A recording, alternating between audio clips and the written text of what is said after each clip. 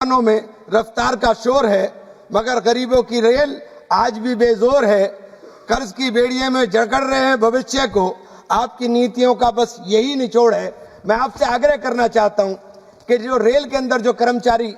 चलने का काम कर रहे हैं, चूंकि पहले रेल के अंदर भर्ती चलती थी, आरक्षण के माध्यम से दलित वर्गों को, शोषित वर्गों को एक नौकरियों का साधन मिलता था, वो सब कम हो गया, खत्म हो गया और आपने ठेका व्यवस्था शुरू करी और ठेकेदारों ने ऐसा उत्पीड़न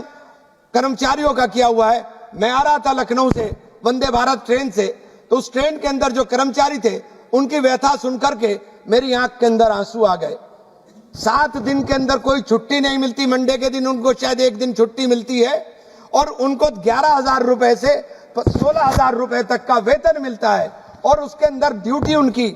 उसी ट्रेन से जाना है, उसी ट्रेन से आना है, उनकी ड्यूटी 20 से 22 घंटे की मान्यवर होती है। तो ये इतनी खतरनाक स्थिति है कि जो न्यूनतम वेजेस मिलने चाहिए वो न्यूनतम वेजेस भी रेलवे के अंदर ठेकेदार, हो सकता है कि मंत्री जी की जानकारी में ना हो, मैं आपकी जानकारी में डालना चाहता हूं कि जो रेलवे के जो ठेकेदार हैं वो इस कदर उत्पीड़न लोगों का कर रहे हैं, क्योंकि उन्होंने जो ठेके व्यवस्था के ऊपर सारी चीजें और गुणवत्ता के ऊपर, खास तौर से खाने के लिए हो या उसके अंदर सफाई की थोड़ी सी व्यवस्था तो मुझे सुधरी भी मिली। मैं ये बात भी कहना चाहता हूं कि सफाई की व्यवस्था सुधरी मिली, लेकिन